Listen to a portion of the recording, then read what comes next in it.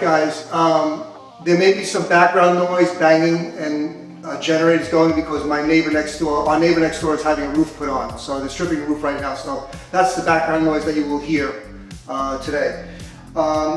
So our vanities are 34.5 inches high. But then there's 1.5 inch quartz, which brings up to 36 inches. But this floor is 1/2 inch high, so above the slab, finished. So I'm adding this, these pieces of wood, 1/2 inch wood, so that it's level. And I'll have a molding in the front. In the space, you won't see any of this stuff, obviously. But what right now I'm doing is I cut it all to length already.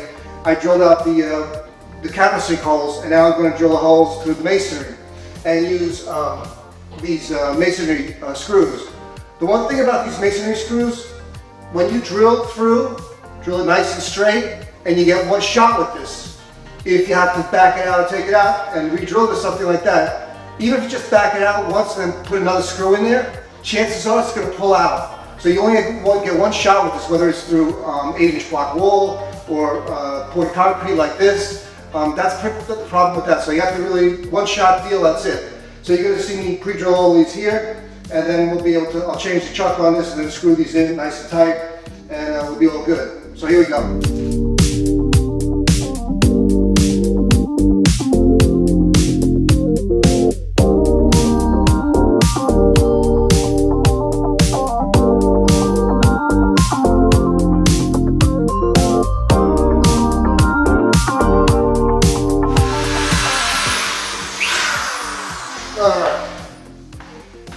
Sometimes it goes good, sometimes not so good. Depends if you hit a rock or pebble. It'll go a lot slower through it. I'm going to change it to a 1/4 inch chuck. Tighten it down. One shot deal, let's see.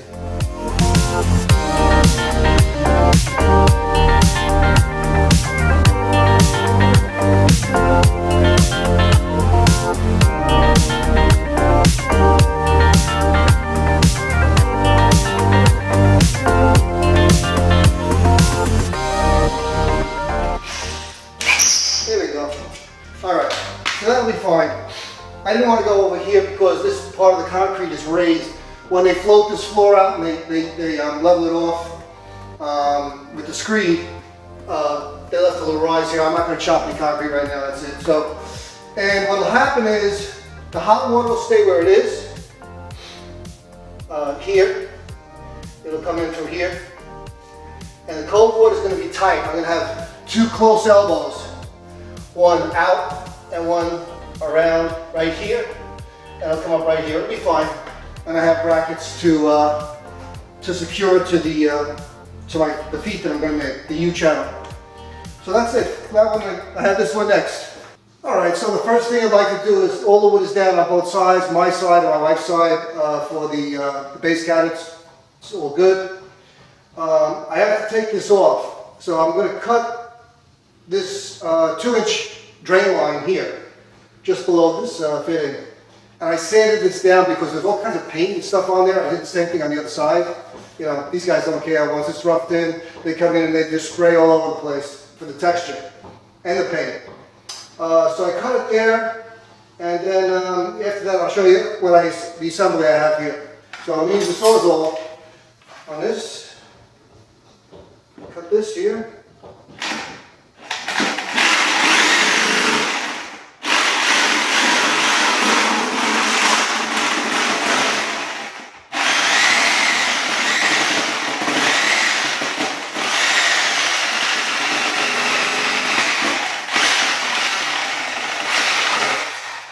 I'm not a big fan of using the Sawzall for this, but my jigsaw, I have a jigsaw, which I will use on other stuff, but the blades I only have on that are like that long, my bad.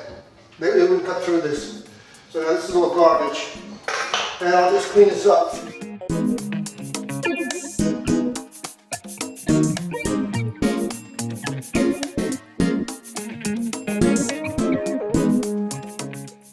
Alright, so for the drain assembly, I have the Y fitting 2-inch, 1.5 out to the sink.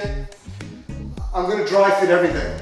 I'll dry fit this little assembly, but I'm not going to commit myself to gluing it now because I may make adjustments when the cabinet is here and the sink is here. I may have to put this on a little bit of an angle. It depends. So right now, this will be a dry fit, right? Then,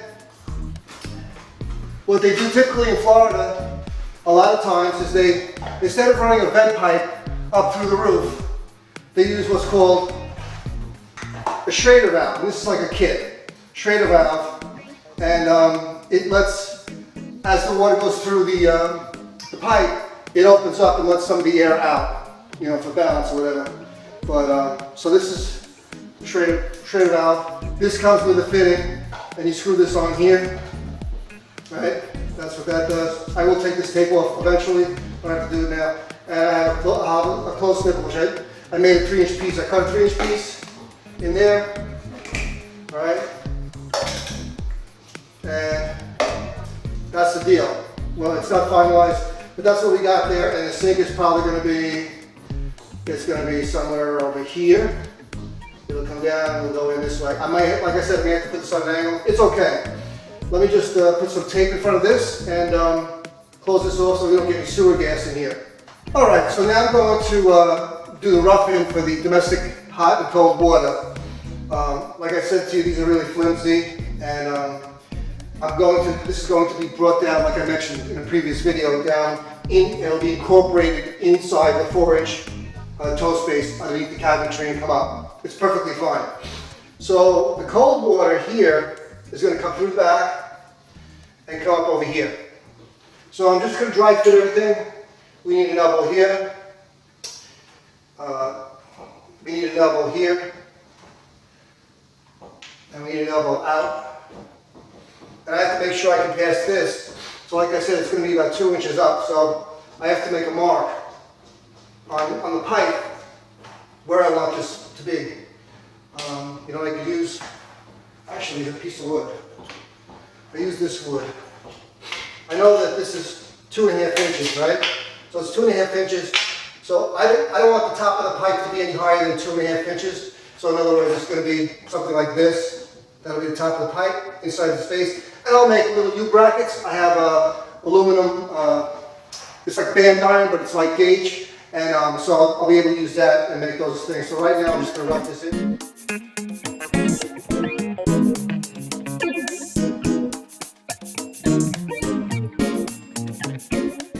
Okay, so that's going to go here, like this. Okay, and these pipes are not coming up, you know, perfectly perpendicular. They're off a little bit, you know, it is what it is. I'm going to be something like this.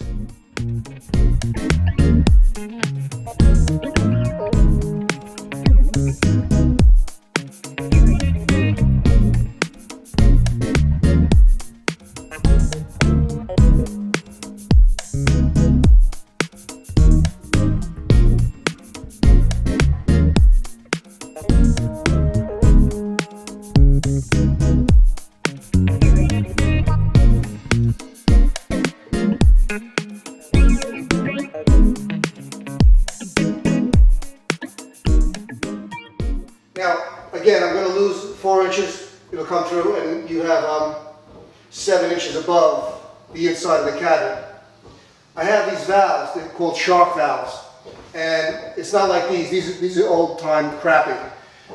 You just shove it on there. It's like got teeth and a seal, and you can't pull it off anyway. And it's got a tiny little. It's a real compact piece, and it's really great. But what I'm going to do is I'm going to put an end cap on this. Once I get this all cut, I'll glue it together, and the last glue piece will be this. So I have to obviously shut the water off, cut these properly, clean all the paint and junk off that, make it really nice. Use the purple primer on everything, and then use the glue. Use the glue to finalize everything. That's pretty much it for now. So you'll see me have this all dry fitted. All right, guys, that ends this day with regard to putting in the pieces for the base cabinets, so that they're level on both sides, and I roughed in the plumbing. Had to cut the main lines back to about 2 inches on both sides, and I'm running probably about 1.5 inches below the underside of the base cabinet floor. And you notice I made clips. I made angles, U-shaped clips from light gauge aluminum band iron, and I just shot it into the floor and with the masonry screws, and these are just temporary, but the water's on, everything's fine. Now when I get the cabinets, obviously I have to, you know, cut out the bottom of the cabinets here, you know, below the toe space to accept these pipes going through, and the 3 openings here that go in. This will be the center. Actually, this is the center cabinet, the 30-inch cabinet, so that's how we incorporate that. So not so bad. You know, you're working with existing conditions where the piping doesn't come through the floor really straight, and so you know it's reflected in the piping. But I did the best I could under these conditions. On the other camera, you'll see a close-up of the clips, and I'll do the other side as well.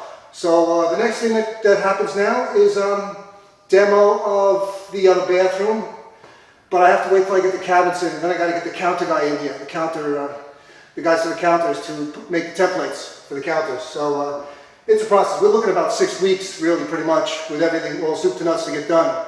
The mirrors are coming soon, and when they do come, I'll be able to install them if they're not damaged. So that'll be pretty cool to see that. So until next time, please like and subscribe to the channel, and we'll see you guys on the next video.